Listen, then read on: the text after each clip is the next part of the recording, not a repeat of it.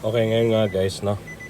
Ito yung Nissan Orban na accidentally they put a diesel on a fuel tank. So I already emptied the fuel tank, and now I replacing the fuel filter.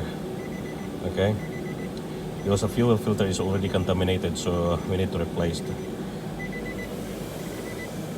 This is a fuel filter. Okay.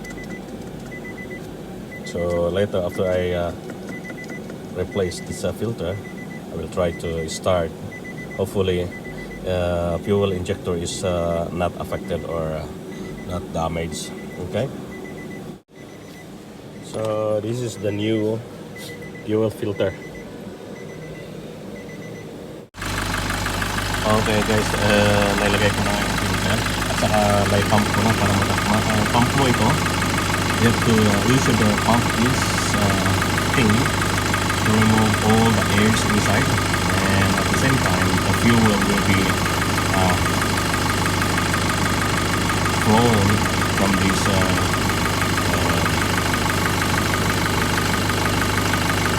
feeder. Okay, it's also feeder.